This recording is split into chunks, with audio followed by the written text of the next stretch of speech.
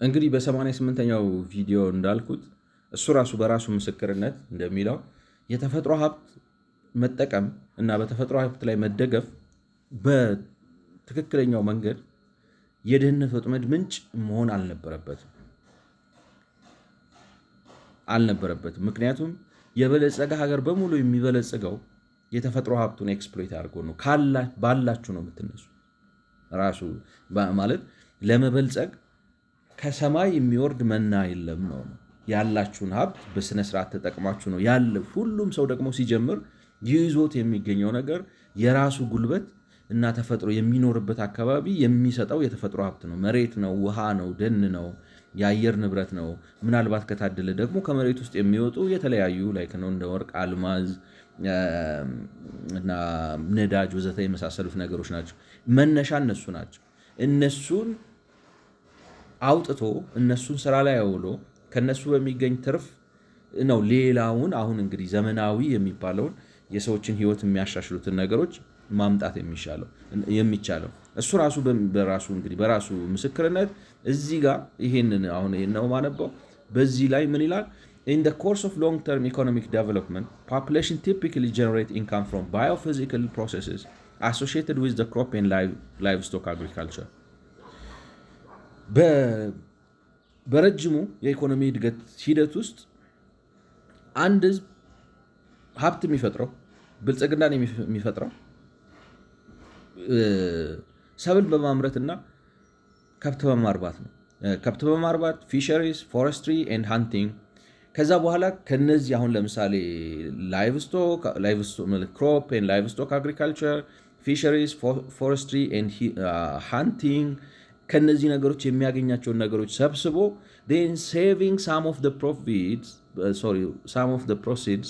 saving some of the proceeds to reinvest this in a wide range of manufactured assets.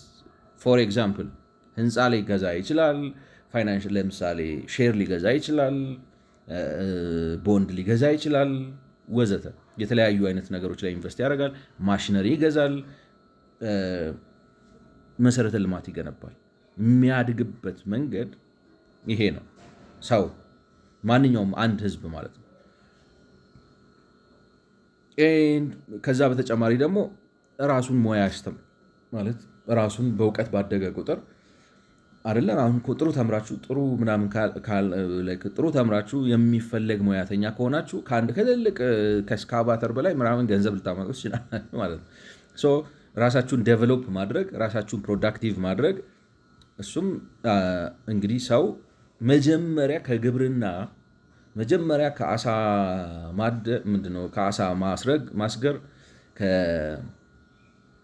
ከከብት ማርባት፣ ከማረስ ወዘተ ያገኘውን ሀብት እያከማቸ ራሱን እያስተማረ ህንፃ እየገነባ አሴት እየገዛ ወዘተ ከቆጠበው ላይ እንደዛ አድርጎ ነው የሚሸጋገረው። ይሄ ለዚህም ነው ደግሞ አግሪካልቸር ሌድ ዴቨሎፕመንት የምንለው ማለት ኢንዱስትሪያላይዜሽን የምንለው ማለት ኢንዱስትሪያላይዜሽን የሚመጣው በግብርናው ተመርቶ ነው። ምክንያቱም ግብርናው አድጎ ሲለማና ትርፋማ ሲሆን ሰውየው ግብርናው እያደገ ሲሄድ እንግዲህ የግብርና ማደግ ብዙ ትርጉም አለው።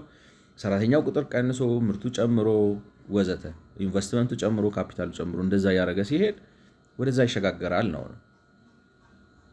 እሱም ይላል so the portfolio of human wealth thus evolves steadily diversifying out of natural assets into manufactured wealth. ስለዚህ የሰው ልጅ በአጠቃላይ ሀብቱ የሚፈጠረው ፖርትፎሊዮ የሚገነባው የሀብት አልበሙ የሚፈጠረው የተፈጥሮ ሀብቱን ነው ማኒፋክቸር ወደሆነ ሀብት የሚለውጠው ወደ ህንፃ፣ ወደ ሞያ፣ ወደ ስኪል፣ ወደ ምንድነው ሼር፣ ወደ ስቶክ፣ ወደ ቦንድ ወዘተ ወደ ማሽን ምናምን የሚለውጠው ያቺ መጀመሪያ ያገኛት የተፈጥሮ ጸጋውን ተጠቅሞ ነው። In this stylized process, nature is a source of riches that facilitate improvement in human condition, albeit often through unsustainable resource use patterns.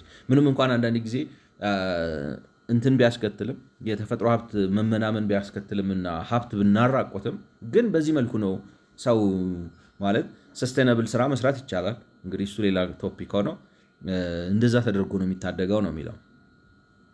ከዚህ የተነሳ ይላል ሪሶርስ ዲፐንደንስ ፕሌንሊ እችን ነው ማነበው ፕሌንሊ need not lead inexorably to a poverty trap። ስለዚህ በተፈጥሮ ሀብት ላይ መደገፍ ወደ ድህነት ወጥመድ መምራት የለበትም። he acknowledged ገብቷቸዋል። he acknowledged ወደ ድህነት ወጥመድ መምራት የለበትም። ended resource exploitation has often been the pathway out of poverty። እንዲያውም የተፈጥሮ ሀብትን መጠቀም ነው ከድህነት መውጫው መንገድ። እንደዛ ተደርጎ ነው ዓለም ሁሉ ያደገው፣ ዓለም ሁሉ የተለወጠ ካለ የተለወጠው ለዛ ነው ላይክ ነው አግሪካልቸር ሌድ ዴቨሎፕመንት የሚባለው። አሁን ይሄን ካለ በኋላ ይሄን ካስቀመጠ በኋላ የሚያመጣው ነገር ነው አሁን ችግር የሚፈጥረው። እዚህ ጋር አሁን ያሰመርኩባት በአረንጓዴ ያሰመርኩባት ነገር የት ይላል። ሆኖም whether one looks at the level of individuals or nation states በግለሰብ ደረጃ ተመለከት ነው ወይም በሀገር ደረጃ the poor typically depend far more heavily on natural assets than do the rich። ድሃው ግን ከሀብታሙ ይልቅ የተፈጥሮ ሀብት ላይ የበለጠ ተደጋፊ እንደሚሆን ግን ግልጽ ነው። እኔ አሁን የኔ ችግር ምንድን ነው? መደገፍ ማይደገፍ የለም። ምክንያቱም ከእርሻ ካልሆነ የሚበል ማለት ምንጩ ራሱ ነው ካልን ገብቷቸዋል። ያንን ምንጩ እሱ ነው ስንል አሁን ለምሳሌ የባትሪ መኪና ራሱ ለመንዳት ሊቲየም ከጠፋ እኮ ይቆማል። ባትሪ ማምረት አትችልም። ላይክ ነው ባትሪ መኪና የሀብታም ላይክ ነው ኢቪ መኪና የሀብታም ንብረት ነው አሁን አይደለም በዚህ ዘመን። ስለዚህ ሀብታሙም ተፈጥሮ ላይ ዲፔንድ ያደርጋል፣ በጣም ዲፔንድ ያደርጋል። ዲፔንደንስ አለው አይደለም። ጦርነት ይካሄዳል እኮ በተፈጥሮ ሀብት፣ በነዳጅ ጦርነት ይካሄዳል፣ በእርሻ መሬት ጦርነት ይካሄዳል። በጣም ምርታማና ፕሮዳክቲቭ የሆነ እርሻ መሬት ከሆነ አሁንም እኔ ነኝ ያሉት ኢኮኖሚዎች ጦርነት ያካሂዳሉ። ሶ ሁላችንም ኢኳሊ ዲፔንደንስ አለን። the difference is እኛ structurally unsustainable በሆነ መልኩ ነው ዲፔንደንሱን የፈጠር ነው ማለት። እሱ የሚናገረው ነገር ግልጽ ነው እኮ ልክ ነው። አዎ መች ተሳሳተ ሊያስብል ይችላል። ነገር ግን ችግሩን ከስሩ አልነካውም። ሊለን የሚፈልገው ምንድነው? እናንተ በጣም በግብርና ላይ ትደገፋላችሁና ድሃ የሆናችሁት ምንድነው? ድሃ የሆናችሁት እዛ ላይ ስለተደገፋችሁ ነው። እውነት ነው። ግን ግብርና ላይ ማይደገፍ የለም። መሆን ያለበት ግብርናችሁ ስትራክቸራሊ ላይክ ነው ስትራክቸራል ችግር ስላለባችሁ ነው። በእናንተ ሀገር ማለት በድህነት ወጥመድ ውስጥ ባሉት እንደ አፍሪካ ባሉት ሀገራት ውስጥ ችግር ካለ ያንን ችግር መወጣት የሚቻለው ይሄንን የመዋቅር መበላሸት በማስቀረት ነው። የመዋቅር መበላሸቱን ደግሞ እንዴት ነው የምታስቀረው? ግብርና ውስጥ ያለውን ሰው ቁጥር በመቀነስ ነው። በመቀነስ ሲባል ግን ምን ማለት ነው? የግብርናው ምርት ጨምረህ የግብርና ላይ ነዋሪውን ህዝብ መቀነስ አለብህ። ስትራክቸራል ለውጥ ማምጣት አለብህ። ይሄ ፓርቲሽን ይሄ ግብርና ከሆነ ይሄ ኢንዱስትሪ ከሆነ ይሄ አገልግሎት ከሆነ እኛ አሁን ያለነው ስንት ነው? በመንግስት እንግዲህ 32.5 ነው። ይሄ መጥፋት ማለት እንዴት ብዬ ልዩነቱን ለማስቀመጥ አሁን እሱ የሚለው ነገር ትክክል ይመስላል፣ ግን ትክክል አይደለም ነው አርጊውመንቴ ካገባችሁ ማለት ነው። እሱ የሚለው ከኛ በላይ እናንተ ግብርና ላይ ትደገፋላችሁ ነው። ግብርና ላይ ሁላችንም እንደገፋለን። እኛ ግብርና ላይ ስለተደገፍን አይደለም፣ ስትራክቸራሊ ግብርናችን ብዙ ሰዎችን ስለያዘ ነው። የስትራክቸር ችግር ነው እንጂ የመደገፍና ያለመደገፍ አይደለም። ልዩነቱ በጣም ጥቂት ነው፣ ግን አንደርስታንድ እኔ እንደገባኝ ወይንም እኔ እንደማየው ግን እሱ የሚልበት አግባብ ትክክል አይደለም። ምክንያቱም እንዳልኳችሁ አሁን እነዚህ ገበሬዎች ከመውጣት ካለባቸው አሁን ኢትዮጵያን ማሸጋገር ካለብን የምናደርገው ምንድን ነው? እንደኔ እምነት ማለት ነው፣ እንደኔ ሪኮመንዴሽን ወይንም ደግሞ እንደኔ እምነት ስላችሁ ዝም ብሎ እኔም እንዳመጣሁት እምነት ሳይሆን አሁን ለምሳሌ የጃፓንን ምሳሌ ወስደን የራሻን ምሳሌ ወስደን ያ ማርኮን ያለውን ነገር ሌሎችም ኢኮኖሚስቶች የሚሉትን እሱም ራሱ ለምሳሌ አሽሜገሎ ምናምን የሚባሉትን ሌሎች ኢኮኖሚስቶችም አጣቅሰን ማስቀመጥ እንደምንችለው እኛ ከድህነት መውጣት ካለብን ማድረግ ያለብን ምንድን ነው? ብዙ የፖሊሲ ማሻሻያዎች አሁን የህገ መንግስት ማሻሻያ ማድረግ አለብን። የንብረት ባለቤትነት መብት ማሻሻያ ማድረግ አለብን። ምንድነው የግብር ህግ ማሻሻያ ማድረግ አለብን፣ ወዘተ ወዘተ። ስለዚህ ገበሬውን ይሄንን መሬትህን ኤክስፕሎይት ማለት ተደገፍበት፣ የቻልከውን ያክል ተደገፍበትና አሁን ከሚያመርተው በላይ ምክንያቱም አሁን እንግዲህ ኢትዮጵያ ውስጥ ባለው መረጃ መሰረት 15% ምናምን ነው፣ ይቅርታ 15 ኩንታል ነው በሄክታር የሚያመርተው አይደለም። አንድ በሄክታር ኢትዮጵያ ውስጥ ያለው ስታንዳርድ መሰረት አንድ ሄክታር መሬት የሚያመርተው 15 ኩንታል ነው። በቻልከው መጠን የሚደረገውን ብድር መውሰድ ካለብህ ብድር ወስደህ እናመቻቻለን። ብድር ማለት ገበያው ራሱ ይከፍትልሃል። ብድር ትወስዳለህ። የሚደረገውን ቴክኖሎጂ የሚመጣ ከሆነ ቴክኖሎጂ እንድትገዛ ነገሮች ይመቻቻሉ። ብቻ ኦፖርቹኒቲው ደጅ ድረስ ይመጣልሃል። ኢንፍራስትራክቸር ይገነባል፣ ወዘተ ወዘተ። እነዚህን ተጠቅመ ይሄን ምርታማነት የዚችን ሄክታር መሬት ምርታማነት 40 ኩንታል አስገባ። አልችልም ካልክ ግን ይሄንን ሀብትህን ሽጥና ወደ ሌላው የኢኮኖሚ መስክ ግባ። ይሄንን መሬት ለዛ ለሚያመርተው ሰው አሳልፈ ስጥ ብለን ነው የምናስገድደው ነው። which means ገበሬውን እዚህ ላይ አትደገፍ ልንለው አንችልም። ያለው መነሻው ሀብቱ ነው። ሀሳቤ ግልጽ ከሆነ መነሻው ሀብቱ ነው። መደገፍ አለበት፣ ኤክስፕሎይት ማድረግ አለበት፣ መስራት አለበት፣ ማምረት አለበት። the point is መዋቅራዊ ሽግግር መምጣት ግን አለበት። አጠቃቀምህ በገበያ ኃይል ተገዶ የመዋቅራዊ ሽግግር አምጥቶ ይሄንን 32.5% የግብርና አስተዋጽኦ ወደ 5% በሚያሳንስ መልኩ ማለት የጂዲፒ ኮንትሪቢዩሽኑንም ሆነ የሚያሳትፈውን የሰው ቁጥር ብዛትም ሆነ የምርታማነቱን መጠን ወዘተ ወዘተ ማስተካከል አለብን። ተደጋፊነታችንን ማለት በተፈጥሮ ሀብት ላይ ዲፔንደንሳችንን ልናነሳው አንችልም። እኛም ብቻ ሳይሆን ማንም ሊያነሳ አይችልም። ምክንያቱም ከመሬት ነው ሁሉ ነገር የሚወጣው። እህሉ የሚወጣው ከመሬት ነው። ድንጋዩም ለምጻው የሚወጣው ከመሬት ነው። ነዳጁም የሚወጣው ከመሬት ነው። ሊቲየሙም የሚወጣው ከመሬት ነው። ቤቱም የሚገነባበት ህንፃ የሚሰራው ከደን ነው። የሚጠጣውም ውሃ የሚመጣው ከመሬት ውስጥ ነው። ኤቭሪቲንግ ካምስ ፍሮም ናቹራል ሪሶርስስ። ዲፔንደንስ አለብን። ዲፔንድ እናደርጋለን። ያንን መለወጥ አይቻልም። መለወጥ የሚቻለው ምንድን ነው? መዋቅራችን፣ የኢኮኖሚ መዋቅሩ ነው መለወጥ ያለበት። የኢኮኖሚ መዋቅሩ ተለወጠ ማለት ግን የኢትዮጵያ ግብርና ለምሳሌ ኮንትሪቢዩሽኑ አሁን እዚህ ጋር 32 ነጥብ እዚህ ጋር 24 ይሄኛው 36 ሆነና ወይንም ደግሞ የመዋቅር ለውጥ አምጥተን ይሄንን 5 ይሄንን ሌትስ ሴይ 30 ይሄንን 65 አደረግነው ማለት ድሮ ግብርና ላይ ከምንደገፈው ያነሳውን ግብርና ላይ እንደገፋለን ማለት አይደለም። the difference is ኢኮኖሚው ስትራክቸሩ ፈንዳሜንታሊ ተለውጧል። ግብርናው ቢመታ ኢንዱስትሪውም ይጠፋል፣ አገልግሎቱም ይጠፋል። ራስ ማለት ዲፔንደንሲያቸው እዛ ላይ ስለሆነ ማለት እሱ ሌላ መልስ ሊሰጣችሁ ይችላል። እኔ ግን የፈለኩት ምንድን ነው ምክንያቱም ይሄንን ሽግግር ካላመጣን በስተቀር አንደኛ አንሰስተነብል ነው፣ አያስቀጥለንም። ድህነትን እያባሰ ድህነት ደግሞ ብቻውን አይደለም አብሮት ይዞት የሚመጣው ብዙ ኮተት አለ፣ ብዙ ችግር ያስከትልብናል ነው።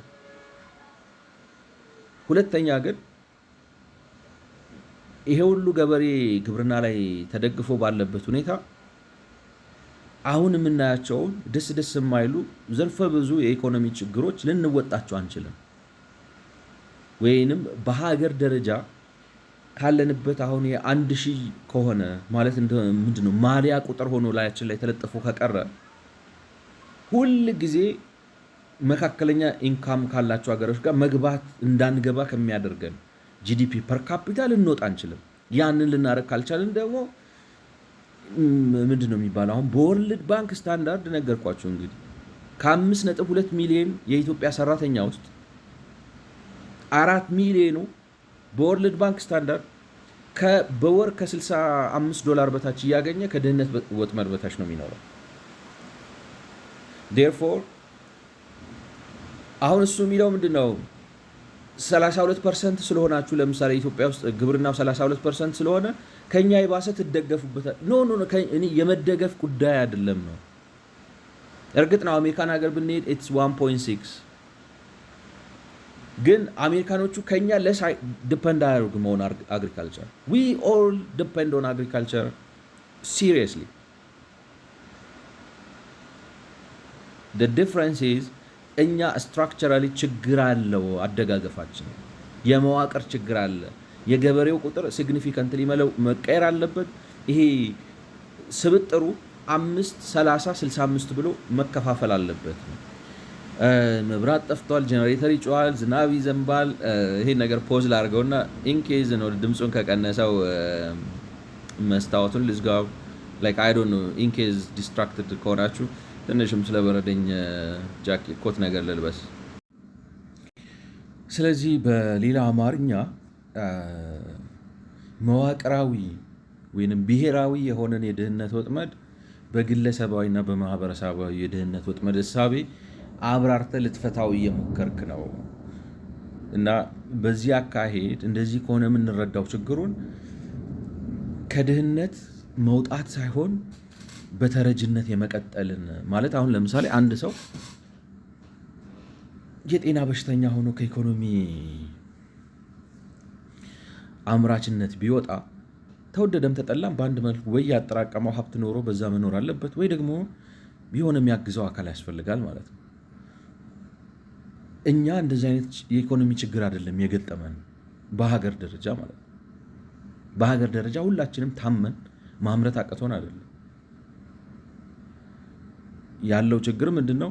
መስራት የሚችል ጤናማ የሆነ ሰፊ ህብረተሰብ ክፍል ኖሮ ነገር ግን በሚሰራበት ጊዜ ኢኮኖሚው ካለው መዋቅራዊ ችግር የተነሳ የስራው ማለት አንደኛ ላይክ ነው ብዙ ችግሮች ይፈጥርበታል። የሚያገኘው ገቢ፣ የሚመገበው ምግብ፣ የሚኖርበት ኑሮ ወዘተ ወዘተ ምርታማነቱን አፌክት ያደርግበታል።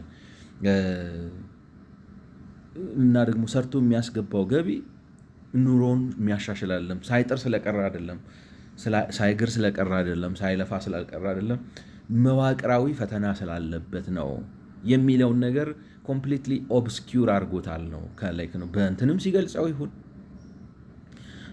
ኢኮኖሚክስ ኦፍ ፖቨርቲ ትራፕ ብሎ ሲገልጸውም ይሁን ወይንም ደግሞ አሁን እዚህ ጋር መጥቶ ሪሶርስ ዳይናሚክ ሊንክ ብሎ ሲገልጸው ግብርና ላይ ትደገፋላችሁ። ግን ግብርና ላይ መደገፋችን አይደለም ችግሩ። ግብርና ላይ ማይደገፍ ሰው የለም። የአሳ ሀብት ላይ ማይደገፍ ሰው አለ እንዴ? ፈረንጅ ላይክ ድብድብ ነው እኮ ዓለም አቀፍ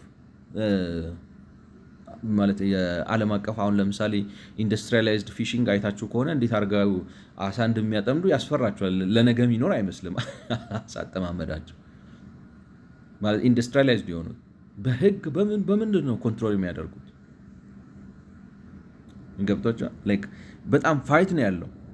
ቻይናዎች እንግዲህ እንደሚባለው ከሆነ እዚህ ሶማሊያ ድረስ እዚህ ቀይ ባህር ድረስ መጥተው አሳ ይጠምዳሉ እና ምን ልላችሁ ነው በአሳ ሀብት፣ በከብት ሀብት፣ በወተት ሀብት፣ በዶሮ ሀብት፣ በግብርና ምርት ላይ የማይደገፍ የለም። የተደጋፊነታችን መጠን አይደለም የሆነው ምንድን ነው ኢኮኖሚያችን መዋቅሩ ችግር ስላለበት ገበሬው በትንሽ እርሻ ለምሳሌ መቀጠል አይቻልም። የግድ ላርጅ ስኬል ፋርሚንግ ውስጥ መገባት አለበት። ላርጅ ስኬል ፋርሚንግ ውስጥ እንዳይገባ ግን አሁን ለምሳሌ በእኛ ሀገር ተጨባጭ ሁኔታ ብትወስዱት እንዳልኳችሁ የመንግስት የንብረት ባለቤትነት መብት አሰጣጥ፣ የመንግስት የበጀት ፖሊሲ፣ የመንግስት የባንኪንግ ፖሊሲ በሀገራችን ያለው የዲሞክራሲ ሁኔታ፣ በሀገራችን ያለው የህግ የበላይነት ሁኔታ፣ በሀገራችን ያለው ጸጥታ፣ ሰላም ወዘተ ተደማምረው በአጠቃላይ መዋቅራዊ ፖለቲካ የሚወልዳቸው ሲሪየስ የሆኑ ችግሮች ግብርናው ትራንስፎርም እንዳያደርግና ከዚህ ከ32.5 ወደ 5% ዝቅ እንዳይል። ያ ማለት ግን ከኮንትሪቢዩሽን ማለት አንጻራዊነት ነው እንጂ ለምሳሌ አሁን 35% ስንገባ እኮ የግብርና ምርታችን አሁን ካለበት በብዙ ጥፍ አድጓል። ለምሳሌ አሁን ተሳክቶልን እግዚአብሔር ብሎ ማለት ነው ተሳክቶልን ከጂዲፒ አንጻር ጠቅላላ ሀገራዊ ምርት ወይም ጣዕም ካልኩት አንጻር የግብርናው ኮንትሪቢዩሽን 5% ብቻ ቢሆን ያ 5% ብቻ ኮንትሪቢዩሽን አሁን የኢትዮጵያ ለምሳሌ 32% ሆኖ ከሚያመጣው ኮንትሪቢዩሽን ምናልባት 5 እጥፍ 10 እጥፍ በላይ ሊሆን ይችላል። ለምሳሌ አሁን ባለው እንግዲህ ወደ 400 ሚሊዮን ምናምን ኩንታል ነው ሀገራዊ ምርታችን በአመት። ያን ጊዜ ምናልባት ነው ወደ 40 ሚሊዮን 50 ሚሊዮን 60 ሚሊዮን ሊገባ ይችላል። አገራዊ የግብርና ምርታችን የኮንትሪቢዩሽኑ ቢቀንስም ምክንያቱም አምራች ውድ የሆኑ መኪና ማምረት፣ ስልክ ማምረት ነው ጨርቅ ማምረት፣ የተለያየ ውድ የሆኑ ቢዝነሶች ውስጥ አገልግሎቱም ሆቴል ምናምን ገብቶ እዛ ውስጥ እንገባለን ማለት ነው እንጂ ግብርናው ኮንትሪቢዩሽኑ ይቀንሳል ማለት አይደለም። ኢናዘር ወርድስ በግብርና ላይ ያለን ተደጋፊነት ወይንም ግብርና ያለው አስተዋጽኦ እንዲያውም በጣም ነው የሚጨምረው። ከአስተዋጽኦ አንጻር ግን የህዝቡ ተሳትፎ ከፍተኛ ቅናሽ ያሳያል። ምክንያቱም በቴክኖሎጂ ወዘተ ምክንያት እና ያ እንግዲህ ከዛ ግብርና የሚወጣው አሁን ባለው ቁጥር መሰረት ወደ 23 ሚሊዮን የሚሆን ሰው አምራች ዜጋ ከእነ ቤተሰቡ ተክተልትሎ በተለያዩ ከተማዎች ውስጥ ገብቶ ትልልቅ ከተማዎች ተፈጥረው እንግዲህ አብረው የፉድ ኢንዱስትሪ በሉት የኮንስትራክሽን በሉት ማኒፋክቸሪንግ እየተቀጣጠለ ይሄዳል ማለት ነው። እና የኔ አርጊውመንት ግብርና ላይ ከነሱ የባሰ ስለተደገፍን አይደለም። እንዳልኳችሁ በአሳ ይጣላሉ። ፊሽንግ ራይት በቃ በዓለም ላይ ትልቅ ፖለቲካ ነው። አሳ የማጥመድ ይሄ በመርከብ የሚያጠምዱበት ማለት ኢንዱስትሪያላይዝ ፊሽንግ ብታዩት ለነገ አሳ የሚተርፍ አይመስልም ሲያወጡት። እና እነሱም ዲፔንድ ያደርጋሉ ነው ሀሳቤ። እንግዲህ ግልጽ ከሆነላችሁ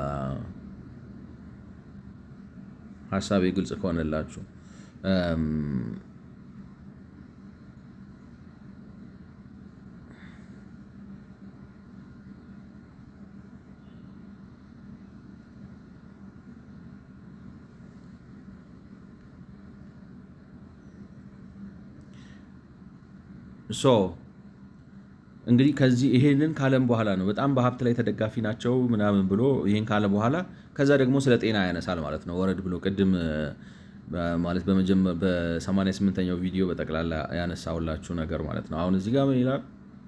the most important biophysical asset እቺ ማለት ነው እንግዲህ ላይክ ነው ይሄንን ነው the most important biophysical asset controlled by poor is the health of individual family members የእያንዳንዱ የቤተሰብ አባላት ማለት ትልቁ ባዮፊዚካል ከሚባሉት የሰዎች የደሆች ሀብት። አሁን የትክክለኛ ኤክስፕሬሽን ነው። ድሃ ብቻ ነው ጤንነት ሀብቱ። እየተከታተላችሁኝ ከሆነ ማለት ነው። ለማንም ነገርኳችሁ። አሜሪካን ሀገር ቅድም እንዳልኳችሁ እንግዲህ ጤንነታችሁ ከተነካ ሚድል ኢንካም እንኳን ብትሆኑ ከ55,000 እስከ 160,000 ምናምን ዶላር በአመት የምታስገቡ ጤናችሁ ተነክቶ ፕሮዳክቲቪቲያችሁ ከቀነሰ ፋውል ነው የምትወጡት፣ ቤንች ላይ ነው የምትቀመጡት፣ ለእርዳታ ነው የምትጋለጡት። ፕሮዳክቲቭ ካልሆናችሁ ማለት አሜሪካን ሀገር እኮ 401k-ያቸው እንዴት እንደሚጠብቁት you have no idea። የጡረታ ማለት ነው ስራ ከገቡ በኋላ 401k ብሎ ለጡረታ ዋስትና ተብሎ የሚቀመጥ አለ እና ያንን ገንዘብ እንግዲህ ተጠራቅሞ መጨረሻ ላይ አንዳንዴ እንትን ይሆናል ኢንቨስት ይደረጋል። ገብቷቸዋል። አሁን ለምሳሌ እንደኛ ሀገር ሳይሆን አሁን የጡረታው ገንዘብ አሁን መንግስት ይዞ እኛ ሀገር ተውት ብቻ ሌላ ነገር ውስጥ አለግባ። ኤኒዌይ ኢንቨስት ይደረጋል ምናምን እና አንዳንድ ጊዜ ኢንቨስት ሲደረግ ሪስክ አሁን ለምሳሌ እንደ 2008 አይነት ሪሴሽን ከመጣ ያንን ለጡረታ የተቀመጠ ገንዘብ ኢንቨስት ሲደረግ ይዞት ሊሄድ ይችላል እና ሰዎች ህይወታቸውን ምናምን ያጠፋሉ። ምክንያቱም ለምን ልላችሁ ነው የተሻለ ነው ኑሮ ነው የሚኖሩት የተመቻቸ ኑሮ ነው ወዘተ ቢባልም የምንለው ከምን አንጻር ነው መሰላችሁ? አሁን አንዳንድ ሰው ምን ይላል? ደሞዝተኛ ናቸው ከወር እስከ ወር ነው የሚኖሩት። ኦፍኮርስ ደሞዝተኛ ናቸው ከወር እስከ ወር ነው የሚኖሩት። ግን ከወር እስከ ወር የሚኖሩበት ምንድን ነው ማለት አሁን አሜሪካን ሀገር 2 መኪና በቤት የተለመደ ነው። ሚድል አሁን $55,000 እስከ $150,000 ካላቸው እና አንድ ልጅ ካላቸው ሚስትየው የራሷ መኪና ይኖራታል፣ ባልየው ልክ ኢትስ ኖርማል ነው የምላችሁ። የሆነ የራሳቸው ቤት ይኖራቸዋል። ሄልዛቸው ጤንነታቸው የተጠበቀ ነው። ምግብ፣ ልብስ ወዘተ ወዘተ ወዘተ የተሟላ ነው። ኑሯቸው ስታንዳርዳቸው፣ ትምህርት ይማራሉ፣ ራሳቸውን እያሻሻሉ ነው ወዘተ፣ ቫኬሽን ይወጣሉ ምናምን። እንደዚህ አይነት ኑሮ ይኖራሉ ማለት ነው እንጂ ከወር እስከ ወር መሆኑ አይቀየርም። ግራይንድ ነው የሚያደርጉት። ዲፍረንስ ኢዝ ያ ግራይንደር ግን ጤንነቱ ከተነካ ነው። ልክ የኢትዮጵያ ገበሬ ጤንነቱ ከተነካና ቀውስ ውስጥ እንደሚገባው ያኛውም ቀውሱ ይለያይና የድህነት መጠኑ ይለያይ እንጂ እሱም ቀውስ ውስጥ ነው የሚገባው። ስለዚህ የድሃ ትልቁ ሀብቱ ጤና ነው ማለት እኔ ሀሳቤ ገብቷቸዋል ብዬ አስባለሁ። if they own nothing else the poor at least have some control over their own labor power። ድሆች ምንም ባይኖራቸው ቢያንስ ጉልበታቸውን ይቆጣጠራሉ። የዓለም ህዝብ 80 እና 90% እኮ ሰራተኛ ነው፣ ተቀጥሮ ነው የሚሰራው። 80-90% ተቀጥሮ ነው የሚሰራው ማለት ምን ማለት ነው? ደሞዙን ይፈልገዋል ማለት ታውቃላችሁ። ቤት ገዝተው አሁን ለምሳሌ ቤት ገዝታችሁ አሜሪካን ሀገር በጣም ላይ ምንድን ነው የሚባለው ዳውን ፔመንት $30,000 $40,000 ምናምን ከፍላችሁ $400,000-500,000 ቤት ልትገዙ ትችላላችሁ። ግን ሳትከፍሉ 6 ወር 7 ወር ቆዩ፣ ከስራ ወጥታችሁ የጤና ችግር አጋጥሟችሁ ቅድም እንዳልኩት እንግዲህ ባንክራፕሲ ዲክሌር አድርጋችሁ እንትን ምንድን ነው ፍሪዝ ካላስደረጋችሁት ወይም በይርጋ ካላስቀራችሁት በስተቀር ከቤታችሁ ነው የሚመነግሏችሁ። መኪናችሁን ደጃችሁ ላይ ባቆማችሁበት ነው መተው ጎትቶ የሚወስዱት። እና ማለት ድሃው ብቻ ነው በጤናው ላይ የሚደገፈው። እዚህ ተፌር ኤክስፕላኔሽን አፍሪካ ውስጥ የድህነት ወጥመድ የሚፈጠረው ድሃው ያለችው ሀብቱ ጤንነቱን ስለሆነች ነው። የሆኑ የሆነ ኢኮኖሚስት ሳይሆን የሆኑ ሞኖክሴ አሮጊት የሚያወሩ ነው የሚመስለው እውነት ለመናገር። Then he continues, but basic physiological functioning, particularly the capacity to work and to learn, depends on a seemingly highly non-linear way on one's physical condition, so does change in health status. That is the law of motion describing human capital reflected in health status appears non-linear. ማለት non-linear ነው የሚለው ምን ማለት መሰላችሁ? ለምሳሌ ትንሽ ጤንነታችሁ ሲቀንስ ገቢያችሁ ትንሽ አይደለም የሚቀንሰው፣ በደንብ ነው የሚቀንሰው። ምክንያቱም ምን ልበላችሁ አሁን ራሳችሁን አሟችሁ አተኩራችሁ መስራት የማትችሉ ከሆነና ያ ነገር ፐርሲስተንት ከሆነ ማለት እጃችሁ ቢሰራ እግራችሁ ቢሰራ ኢኮኖሚክ ኢፌክቱ ከፍተኛ ነው። ምንድነው የጤናችሁ መቃወስ ከገቢያችሁ መቀነስ ጋር ተመጣጣኝነት የለውም ነው non-linear ነው ማለቱ ማለት ነው። which is true for everybody ለአፍሪካዊ ብቻ ስለሆነ አይደለም ወይንም ከድህነት ወጥመድ ውስጥ በታች ላለ ሰው ብቻ አይደለም፣ ለሁሉም እውነት ነው የኔ ሐሳቤ ገብቷችኋል አይደል? ይሄንን እንደ ምክንያት አንስተን በአፍሪካ ውስጥ ድህነት ወይንም በሰብትሮፒክ ውስጥ ወይም እንደ ኢትዮጵያ ባሉት ሀገራት ውስጥ የድህነት ወጥመድ ምክንያቱ ሰው በጤንነቱ ላይ ስለሚደገፍ ነው ብሎ ማለት 80% የሚሆነው የአሜሪካ ህዝብ እንደዛ አይደለም ወይ? 80% የሚሆነው የቻይና ህዝብ እንደዛ አይደለም ወይ? 80% የሚሆነው የአውሮፓ ህዝብ እንደዛ አይደለም ወይ? እስቲ ስራ ያቁሙና 6 ወር እስቲ ሲኖሩ እናያቸዋለን። መንገድ ላይ ወጥተው በድንኳን እንትን ሰርተው ነው የሚኖሩት። አይሆንም ነው። At the last section discussed when laws of motion for assets become highly non-linear, multiple equilibria can emerge naturally. Consequently, emerging empirical evidence, nicely summarized recently by Krishna, suggests that health shocks account for an overwhelming share of falls into persistent poverty as observed in micro-level data from various places in Africa, Asia, and Latin America. ማለት እንዳልኳችሁ non-linear ስለሆነ በድህነታቸውና በጤናቸውና በኢኮኖሚክ ዌልቢንጋቸው መካከል ያለው ልዩነት ጤናቸው ሾክ ሲያጋጥመውና ንዝረት ሲያጋጥመውና ጤናቸው ሲናጋ ኢኮኖሚያቸው በጣም ከዛ በተጋነነ መልኩ ይናጋና የድህነት ወጥመድ ውስጥ ይገባሉ። ቅድም እንዳልኳችሁ ግን the primary cause of bankruptcy ማን ነው ስሙ let's say DeepSeek guide what's the primary cause of bankruptcy in the United States number what is the primary cause of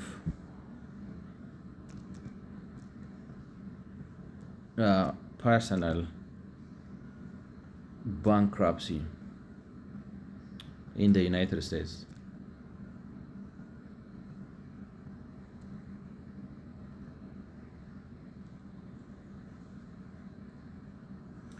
አሁን የሚለው ምንድነው? the primary DeepSeek AI ማለት ነው the primary cause of personal bankruptcy in the United States is medical expense ጤናችሁ ከተዛባ በቃ ከፍተኛ የኢኮኖሚ ቀውስ ነው የሚያስከትልባችሁ። የት ኢቨን ኢን ዩናይትድ ስቴትስ ኦፍ አሜሪካ ሌላ ቦታ አይደለም። እሱ ግን የሚለው ምንድን ነው? አሁን እዚህ ጋር የሚያቀርብላችሁ ክሪሽና የምትባል አንድ ወጠጤ እንድ መሆና ነው እንግዲህ አለ suggest that health shocks account for an overwhelming share of falls into persistent poverty as observed in micro-level data from various places in Africa, Asia, and Latin America. ልክ ይሄ የአፍሪካ የኤዥያ እና የላቲን አሜሪካ ችግር ብቻ እንደሆነ አድርጎ ያስቀምጠዋል ማለት ነው። የማንም ሀገር ችግር ነው ይሄ። ነገርኳችሁ። አሜሪካን የዓለማችን ሉዓላዊ ሀገር አሜሪካ ነች አይደል? የጤና መቃወስ ካጋጠማቸው የኢኮኖሚ መቃወስ ባንክራፕሲ እዚህ ጋር ምንድን ነው ከስራ ያለው ከማለት በላይ የድህነት ወጥመድ አለ ማለት ዕዳይም መክፈል አልችልም፣ በቃ ባራጅ ልወጣ ነው ድረሱልኝ ብላችሁ አቤት ካላችሁ አልቆላችሁ ማለት የድህነት ወጥመድ ውስጥ ገብታችኋል ማለት ነው። አሜሪካን ሀገር እንግዲህ በግለሰብ ደረጃ ለሚደረጉ የባንክራፕሲ እንትኖች ዋና ተጠያቂው ጤንነት ነው። ሴም ኢዝ ትሩ ልላችሁ ነው። ይሄንን ወስደ በአፍሪካ ውስጥ ላለው የድህነት ወጥመድ ሪሶርስ ነው ኢምፐርፌክሽን ነው አትበል። ኢምፐርፌክሽኑም ሪሶርሱም በችግርነት በአሜሪካም አለ፣ በተደጋፊነት እኛም እንደገፍበታለን፣ እነሱም ይደገፉበታል። ዲፍረንስ ኢዝ እኛ ልክ ነው እኛ እነዚህ ትሮፒክስ የምንባለው አሁን አፍሪካ፣ ኤዥያ፣ ላቲን አሜሪካ ህግና ስርዓት የለንም። ሰው ማለት በቃ ሁሉ ጉልበተኛ ነው። ንብረታችሁ ዋስትና የለው። ዲሞክራሲ መብታችሁ የተከበረ አይደለም። ሀገሩ ነፃ አይደለም። አንድ አይነት መልክ አንድ አይነት ማንነት ሆኖ በቃ የምንጣላበት ስናጣ በውሃ ቀጠነ የምንጣላ ማንም መቶ የሚያጋጭ ማንም መሀላችን ገብቶ እንደዛ አይነት ችግር አለብን ነው። ብሔራዊ የሆነ ሀገራዊ የሆነ ነው እንዳልኳችሁ ሴፍ ሄቨን አይደለም። ለሀብት ለችሎታ ለሙያ እንኳን ለውጭ ሀገር ዜጋ ለሀገራችን ዜጎችም ራሱ የስጋት ምንጭ ነን። ሰው እንዴት አድርጎ ከኢትዮጵያ ለመውጣት ምኞት ላይ ነው። ለምን ድህነት እኮ እኔ በጣም የሚያስደስተኝ ከሰዎች ተሰማ ድህነት ታጥቦ የማይጠራ ቆሻሻ አይደለም የሚሉ ሰዎች በቃ ልቤን ቂቤ ያጠጡታለሁ ቢባል በጣም የሚያስደስታችሁ ሰዎች የሉም? እንደዚህ ላይክ ነው። ታጥቦ የማይጠራ ነገር አይደለም። ድህነት አይደለም የኛ ችግር፣ ፖለቲካ ነው፣ ህገ መንግስታዊ ነው፣ የፖሊሲ ጉዳይ ነው። አስማምቶ አስተባብሮ አቀባብሮ አቀባብሮም አስማምቶ የሚያኖር የፖለቲካ ስርዓት መፍጠር በቃ ሁሉም ሲመጣ ብልጥ ለመሆን ይፈልጋል። እኔ እዚህ ጋር ሆኜ በቃ እንደዚህ አርጌ 6 ቁጥር አቀብሎኝ ምናምን አርጌ አግብቼው አስጨብጭቤ ምናምን ነው። መጀመሪያ ሀገር ይቀድማል፣ አብሮ መኖር ይቀድማል። ስንከባበር፣ ህግ ስናከብር፣ የአንዳችንን ነፃነት ላይ ነው የራሳችን ነፃነት እንደሚያጓጓን የሌላውን ነፃነት ቦታ ስንሰጠው፣ እንደዛ በማድረግ ጽድቅ እየፈጸምን አይደለም፣ ራሳችንን እየጠቀምን ነው። እንደዛ ስናደርግ አገራችንን እያበለጸግን ነው፣ ስሟን እያሻሻልን ነው፣ በዓለም ሕዝብ ዘንድ ያላትን ተቀባይነት ከፍ እያደረግን ነው። ያንን ስናደርግ ካፒታል በር አንኳኩቶ ይመጣል። ምክንያቱም ዋስትና አለው፣ ያያል፣ ይሰማል። በነገራችን ላይ ምንም አንደበቅም እኮ ዓለም ያቀናል። የራሳችንን ቤት አፍርሰን የራሳችንን ቤት በታትነን የራሳችንን እንትን አበላሽተን ሰው ሀገር እንደምንሮጥ ሰው ያውቃል። ስለዚህ ፈርስት እንተውና እንብሰልም የምለውን ያሁን አንዳንድ ምንድን ነው የሚባለው ደጋግሜ ለማለት የምሞክረው ፖለቲካችንን እስቲ ስሙት፣ እስቲ ይዋቸው። ምንድን ነው የሚወራው? ትግራይ አገር ልሁን ነው ያማል ወይ? ኦሮሞ ልገንጠል? የት ነው የምትገነጠለው? ምን ይዘህ ነው የምትገነጠለው? ቋንቋ እንትን አልሆነም። ምን ቋንቋ ምግብ ይሆናል ወይ? ቋንቋ ቤት ይሆናል ወይ? ቋንቋ ነፃነት ይሆናል ወይ? ቋንቋ እንደ ሰው ያስከብርሃል ወይ? ስንት አንገብጋቢ ርዕሶች አሉን። ተንታኞቻችንን ስሟቸው። ምንድን ነው የሚተነትኑት?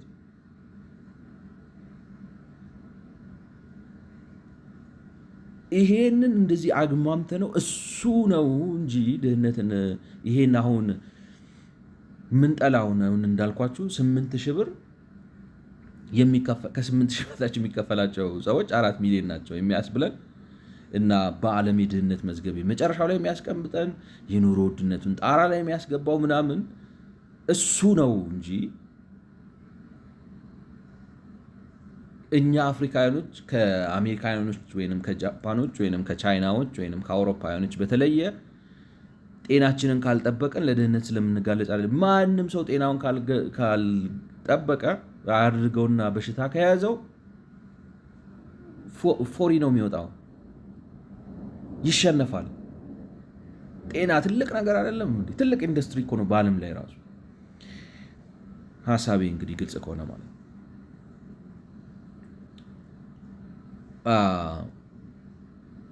then he talks about ከዛ እንግዲህ ቀጥሎ የሚያወራው አሁን ስለ ማለት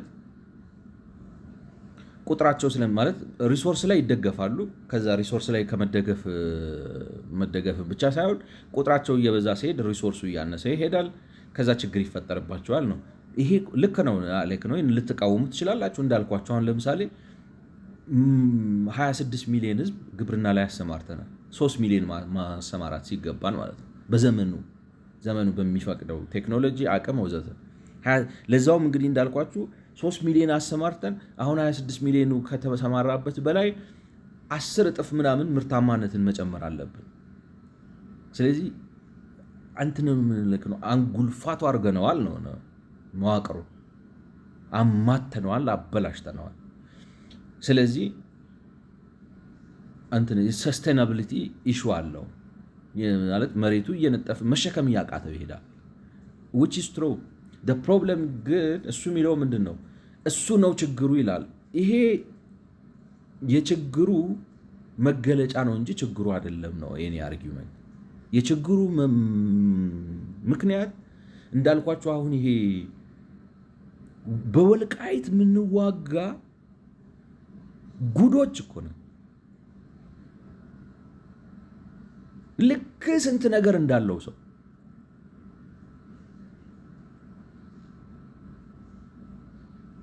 አዲስ አበባ የኔ ነው የኔ አይደለም። ምንድን ነው ያንተ? ደግሞ እኮ ቢሆንስ እሺ አብረን እንኖርበት ነው የሚባለው እንጂ ገብቷችኋል? በቃ በማይሆነው ነገር አሜሪካም ገብተን እኮ አይለቀንም ነው።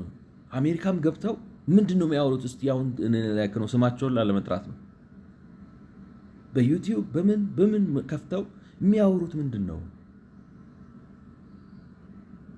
እንዴት ሰው አብሮ ስለመኖር አያወራም? እነሱን ብቻ አይደለም መንግስቱንም ነው የምላችሁ። መንግስቱም አራዳ ለመሆን እነሱም አራዳ ለመሆን ድህነት በመሃል እኛ ላይ ይጨፍራል። ከዛ ነው መውጣት ያለብንና ሀገራችንን የህግ ሀገር እናርጋት፣ የስርዓት ሀገር እናርጋት፣ የመብት ሀገር እናርጋት፣ የመከባበር ሀገር እናርጋት። በማለክ ነው ጥያቄ ካለን በዲሞክራሲያዊ መንገድ ይመለስ። አንፍራ። ምን ያስፈራል? ምን ይመጣል? ከዚህ በላይ ምን ይመጣል ነው ገብቷችሁ? ያንን ማድረግ ነው ችግራችን እንጂ እንትና ላይ ዋናው የችግሩ ስር መነሻው እሱ ነው። እሱን ከፈታ ነው አውቶማቲካሊ ይሄ የተዛባ ከፍተኛ ቁጥር ያለው በግብርና ላይ የተመሰረተ የማምረት ስልት ይቀየርና ወደ ኢንዱስትሪ እንገባለን። የግብርናው ቁጥር ይቀንሳል ነው ሐሳቤ። አይገስ ግልጽ ነው ብዬ አስባለሁ። ይሄን ነው እንግዲህ የሚለው ላንብብላችሁ። Even leaving the complex dynamics of human health aside, the poor also depend relatively more heavily than do the rich on natural assets embodied in renewable natural resources, e.g. forest, soils, water, and wildlife. እኔ አሁን ላይ ነው ይሄን ከዚህ አይነት ገለጻ ጋር ነው ማለት በጣም ድሃው በተፈጥሮ ሀብቶች ላይ ከሀብታም ይልቅ የበለጠ ይደገፋል። በደኑ ላይ፣ በአፈሩ ላይ፣ በውሃው ላይ፣ በዱር አራዊቱ ላይ። እኔ ድሃው በዛ በላይ ሁላችንም እኩል ነው የምንደገፈው። ልዩነቱ ብዙ ቁጥር ሆነን ነው ተሰብስበን ነው አንድ ሚዳቋ ለመያዝ 10 ሺህ ሆነን ነው የምንሄደው። አረ ሰዎች እኛ ሌላ ቦታ ማለት ቢያንስ ምንድን ነው የሚባለው የሚዳቋን ፎቶ የሚሸጡት ሰዎች ሌሎች ሰዎች ይሆኑ። አንድ ሚዳቋ ለመያዝ እንዲያውም አንድ ሲበዛ ነው። አንድ ሰውዬ አንተ ዛሬ 50 ሚዳቋ መያዝ አለብን ብለን እንላከውና የቀረ ነው የሚዳቋ ፎቶ ለማየት ሌላ ነገር ላይ እንሰማራ፣ ገንዘብ ያለበት ነገር ላይ ነው ልዩነቱ። አሁን ችግሩ እንጂ ሚዳቋ ልክ ነው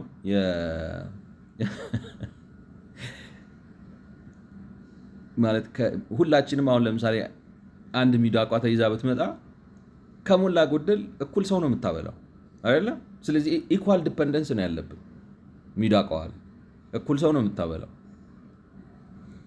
ተይዛ ብትመጣ ዱር አራዊት ሆና ተይዛ ለምግብነት ተይዛ ብትመጣ ማለት ነው እኩል ሰው ነው ከሞላ ጎደል የምታበላው። ፈረንጅም ሆነ ማለት ቴምፕሬት ውስጥም ያለው ውስጥ ወደ የለማ ውስጥም ኖረ ያለማ ውስጥም ኖረ የትም የሚኖረው ሰው እኩል ነው የሚበላው።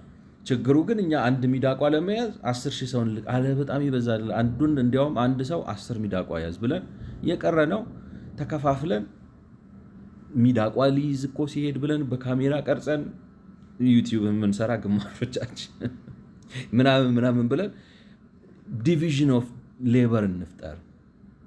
እሱ ደግሞ በፖስት ካርድ አድርገን ምናምን አያያዙ ፊልም የምንሰራ ላይክ ነው ኤክስፓንድ እናድርገው ነው። እንደዛ ነው እንጂ ማድረግ ያለብን ወይንም በሌላ አማርኛ መዋቅሩን እንቀይረው እንጂ እንዴት 10 ሺህ ሰዎች በአንድ ሚዳቋ ላይ እንዴት መኖር እንደሚችሉ እንነጋገር ከተባለ ይሄ እብደት ነው። እሱ አሁን እንደዛ አይነት ነገር ነው የሚያወራ ነው።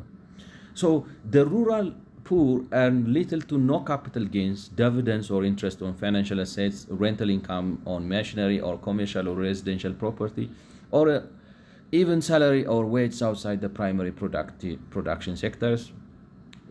Obviously like ከእንትን አብዛኛው በግብርና ላይ የተሰማራው ሰው ከግብርና ውጭ ገቢ የለውም። ግን እንዳልኳችሁ እኔ ያ ችግር አይደለም፣ እሱ የችግሩ መገለጫ ነው። አንድ ኖርማል ሰርከምስታንስ አንድ ሰው በኋላ ቀር የአመራር ስልት ላይ ተቀርቅሮ ከቀረ ያን እዛ ላይ ተቀርቅሮ እንዲቀር ያስደረገው ነገር ምንድን ነው ብለን ነው እንጂ መጨነቅ ያለብን ተቀርቅሮ ስለቀረ ነውና ተጨማሪ አሁን ለምሳሌ እያረስክም በዚህ በኩል ብረት እየቀጠቀጥክም ኑር አይነት ነገር ካመጣ ነው እዛው ተረጅነት ቅርቃር ውስጥ ነው ምንተው። ላይክ ነው ስትራክቸራሊ ወይ መዋቅራዊ አስተሳሰብ ነው ማሰብ ያለብን ነው። የኔ ሐሳብ ላይክ ነው ፉሊ አይደለም ከሰውየው ጋር ወይንም ካስተሳሰቡ ጋር መጋጭ ግን እንድምታው ላይ ነው ሀሳቤ ግልጽ ከሆነ ማለት ነው። they disproportionately earn a living by mixing their labor power with the fruits of እኔ ላይክ ነው አሁን ኤክስፕሬሽን በጣም እነሱ ጉልበታቸውን ከተፈጥሮ ፍሬ ጋር ቀላቅለው መኖር ላይ ከፍተኛ ተደጋፊነት ይኖራል። እኔ ሰው ሁሉ እንደዛ ነው ተፈጥሮ ላይ ወቹ ካለ ማለት መወራት ያለበት ፕሮዳክቲቪቲያችን ልክ አይደለም ነው ተፈጥሮ ላይ ነው። ሌበሩን ከኔቸር ጋር ሚክስ አድርገን እኮ ነው። አሁን አሳው እንዴት ነው የሚመጣው? the difference is የቻይና አሳ አጥማጭ ሲመጣ ኢንዱስትሪያላይዝ ፊሽንግ ስለሆነ በትልቅ መርከብ በትልቅ መረብ በቃ ከዚህ በኋላ አሳ እንደሚኖር እስካይመስል ድረስ ስኩፕ አድርጎ ወይንም ጨልፎ አውጥቶ ይዞ ይሄዳል። ስለዚህ በትንሽ ሌበር ብዙ አሳ አምርቶ ያመጣልሃል። ሶ ፕሮዳክቲቪቲ ነው ልዩነት። የኛ ሀገሩ ግን ምንድን ነው የሚባለው የሆነች ትንሽ ጀልባ ሄዶ ከአሳ ጋር ተደባድቦ ምናምን አቅፎ ጠልፎ እየጣለ ምናምን አምጥቶ አሳ ብሎ ያሳያል። ስለዚህ አንፕሮዳክቲቭ ነው። እዛ ላይ እንደገፋለን። አንኳስችነብል ነው። ኳስችን ከአሳ ጋር በጠረባ በቴስታ ከሚደባደብ ሰውየውን አውጣው፣ ስትራክቸሩን ለውጥለት ነው ሀሳቤ ግልጽ ከሆነ። when the human population grows but the stock of resources on which they rely remains fixed or at least grows less quickly, then marginal labor productivity tends to fall, and within the primary sectors labor productivity and thus income depends heavily on the state of complementary inputs provided by nature. From farm workers are more productive on good soils than in fertile land. Fishermen land greater catches from abundant fisheries etc. like ስለዚህ ማለት እንግዲህ መቼም የምትሰሙ እንግሊዝኛ የምትችሉ ሰዎች የሚለውን ነገር ታዩታላችሁ። thus income depends heavily on state of complementary inputs. farm workers are more productive on good soils. ምን ጥያቄ ያለው? መሬቱ ለም ከሆነ ሰውየው የበለጠ ትርፋማ ይሆናል። እንትኑ የአሳ ማጥመጃ ወንዙ ብዙ አሳ ካለው እዛ ላይ አሳ የሚያጠምደው ሰውዬ ብዙ አሳ ይኖረዋል። ግን እሱ የተመናመነ ሲሄድ ግን ሰውየው ይጎዳል። ይሄ እኔ በጣም ሩዲመንተሪ ኤሌመንተሪ ዳም ኤክስፕላኔሽን ኦፍ ፖቨርቲ ትራፕ ነው። ችግሩ እሱ አይደለም፣ መዋቅራዊ ነው ችግሩ። መዋቅራዊ ችግር ይሄንን ሰው በግብርና ላይ እንዲደገፍ የሆነው በአጋጣሚ አይደለም፣ አክሲደንታል አይደለም። ሰውየው በትንሽ ጀልባ ትንንሽ አሳ እየለቃቀመ እንዲያጠምድና በዛ ላይ ኑሮውን እንዲገፋ የሆነው አጋጣሚ አይደለም፣ ድንገት አይደለም። ረጅም ውስብስብ ከበስተጀርባው የፖለቲካ ስርዓት የፈጠረው ቀውስ ነው። ስለዚህ ማለት እያስቋቸዋል እኮ ማለት አንድ እንትን እያየው ነበር በጣም አሁን እኔ አረንጓዴ ነገር ወዳለው ላይክ ነው ሚስ አንደርስታንድ እንዳታረጉኝ። በጣም ተፈጥሮ ወዳለው በፕሪዘርቬሽን በጣም ደስ ይለኛል። ግሪን ኢነርጂ በጣም ደጋፊ ነኝ ወዘተ ወዘተ። ላይክ ዶንት ቴክ ሚ ሮንግ፣ ግን I am somehow skeptical about the so called like global warming ምናምን እና አማዞን ጫካውን ታውቁታላችሁ፣ የብራዚል ውስጥ ያለው ማለት ነው። በጣም የሚያምር በቃ ማመን ነው የሚያቅታችሁ። ሶ ቢዩቲፉል ውስጡም ያለው ድህነት ጉድ የሚያሰኝ ነው። እና አማዞን ሬን ፎረስት ሬን ፎረስት ላይክ ነው ይሄ ማለት ነው። በጣም የሚያምር ነው። በጣም ማለት ሄጄ አይቼው ሳይሆን በቃ ሶ ቢዩቲፉል ውስጡ ያለው የተፈጥሮ ሀብት ወዘተ ወዘተ። እና ደግሞ የእንጨቶቹ አይነት በቃ ላይክ ነው እንጨት ራሱ ሲቆረጥ ስታዩት በቃ ትሳሱለታላችሁ ማለት ዛፉን ሲቆርጡት እኔ አሁን ሳየው እውነቴን ነው እላችሁ ያጓጓኝ። እንዴት ጨከኑ እስከፈራ ድረስ ማለት በጣም የሚያምር ቦታ ነው። እና ውስጡ ደግሞ ብዙ ማዕድን አለ፣ ወርቅ ይቆፍራሉ ምናምን ይላሉ። እና የብራዚል መንግስት አይቶ እንዳላየ ይጫወታል። ላይክ ነው ሲጨፈጨፍ ምናምን ምንድን ነው የሚባለው ማለት የምድር ሳምባ ነው ይሉታል ወዘተ ብቻ ብዙ ስብስብ አለና አንዱ እዛ ይቆርጣል ይሄንን ደን ማለት ነው። እና ሲቆርጥ እንግዲህ አንዷ ሄዳ ለምንድን ነው የምትቆርጠው ምናምን ትለዋለች። እናንተ የራሳችሁን ደን ጨፍጭፋችሁ በርሊንን ሰርታችሁ ለንደንን ሰርታችሁ መጣችሁ የእኛን ደን አትጨፍጭፉ፣ እዛው ለራሳችሁ ተጨነቁ፣ ዞር በይልኝ።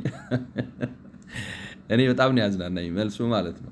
የራሳችሁን ደን ላይክ ነው በርሊን የነበረው አልነበረም ደን ይላታል። ጨፍጭፋችሁ መንጥራችሁ ለንደንን በርሊንን ከገነባችሁ በኋላ መታችሁ እዚህ የአማዘን ደን አትጨፍጭፍ ብላችሁ እኔን ትቆጡኛላችሁ። ልስራበትና ልኖርበት ልጆችን ልቃለብበት ኢትስ ማይ ኢንካም። ይገርማቸው ብዙ ቤተሰብ ይተዳደርበታል፣ ከፍተኛ የገቢ ምንጭ ነው። ስለዚህ እሱን አቁሙ ብትላቸው አይሆንም። እውነት ለመናገር ለምን ይሄን የአማዞን ደን ጭፍጨፋውን ምሳሌ ለምን እንዳመጣሁት ምክንያቱ ረሳሁት። እንግዲህ አይዶ ነው በኋላ ላይ ሰማው ቪዲዮ ይመጣልኝ ይሆናል ኤዲት ሳደርገው።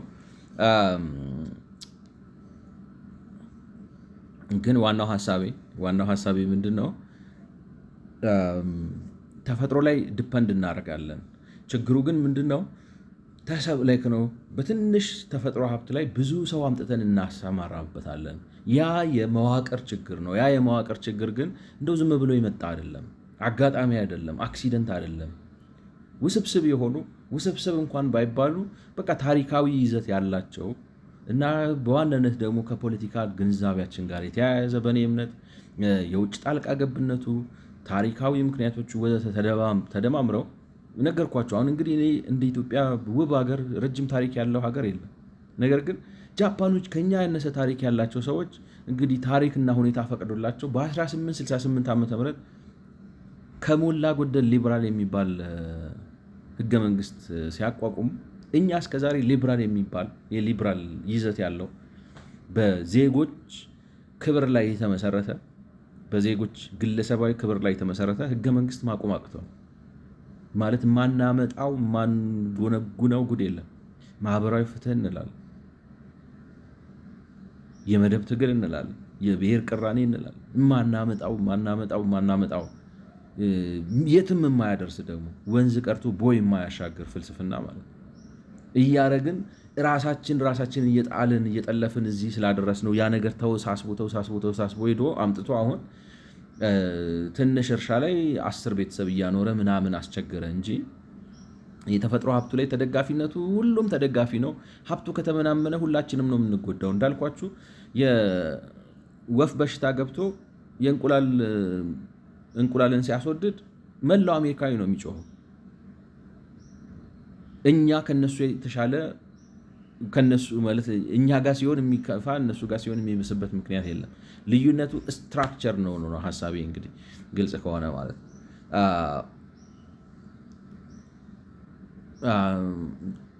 ከዛ እንግዲህ ያችን ባለፈው ብዙ ያባባለችንን ነገር ያስከትላል ማለት ነው። like no this makes understanding soil fertility dynamics especially important to understanding human welfare dynamics ምናልባት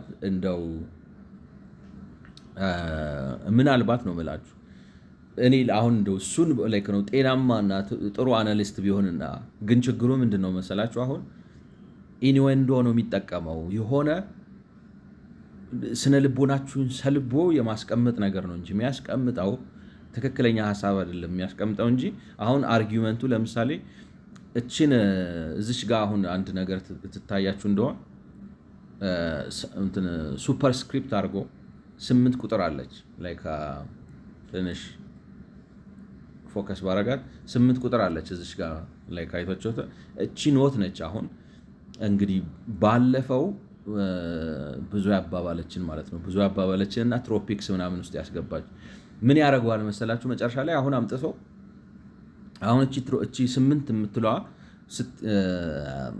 ላይክ ነው ሌትስ ጎ ኤንድ ሉክ አት ኢት እዚሁ ላይ ራሱ እቺ ማለት ነው ዮሐንስ ነው ጆሐንስ እንበለው ጆሐንስ whatever you know like ነው እቺ 8 ኖቷ ማለት ነው እችኛዋ። ዮሐንስ ሊማን ፖይንትስ አውት ግን በፐርሰናል ኮሚኒኬሽን ነው ይላል። እኔ አሁን እንዳልኳችሁ እንግዲህ ብዙ አበሳጭቶኛል የሚለውን ቃል አልጠቀምም ብዬ ነበር፣ አመለጠኝ። ዮሐንስ ሊማን ፖይንትስ አውት ፐርሰናል ኮሚኒኬሽን ማለት የነገረኝ በአፍ ነው። አሁን ሪሰርች አይደለም የሚያቀርብላችሁ፣ ገብቷችኋል? በአፍ እንደነገረኝ ብሎ ይላል። ዌስተርን ካናዳ አልበርታ in Western Canada, Alberta, 100 years of cropping without soil nutrient amendments reduced soil organic matter, or SOM, by only 55 to 10%, while similar experiments in the Western United States, Oregon, South Africa and Kenya show declines 40, 50 and 60. ለነገሩ ደግሞ እውነት የምንነጋገር ካልን አንድ ነገር ላሳያችሁ። ለምሳሌ ኦሪገን የቀነሰው ስንት ነው? 40%. it's a big decline። ገብቷቸዋል። ሳውዝ አፍሪካ 50 ምን ልላችሁ ነው? አሁን ለምሳሌ በኬንያ ያለው ዲክላይን እና በኦሪገን ያለው ዲክላይን ምንም እንኳን የካናዳው በጣም ቢጋነንም ሀሳቢ ምን ያህል እንደገባችሁ ባላቅም ማለት የአልበርታው በጣም ቢጋነንም፣ ምክንያቱም 100 ዓመት ታርሶ 5 ዓመት ብቻ ነው ፈርቲሊቲውን ሉዝ የሚያደርግ ከሆነ በጣም ፈርታይል በጣም የሚገርም መሬት ነው ማለት ነው የአልበርታ መሬት እና ነው ሪሶርስ ከርስን ይፈጥራል በእኛ ሀገር። ምክንያቱም አሁን እኛ በዚህና በ5% እስከ 10 እና በ60% እስከ 70 በጣም ሰፊ ልዩነት ነው ያለው። ስለዚህ ከፍተኛ እንትን ያስከትላል። አሁን ቢል ኖሮ ሞር ሴንስ የሚሰጠው ምንድን ነው?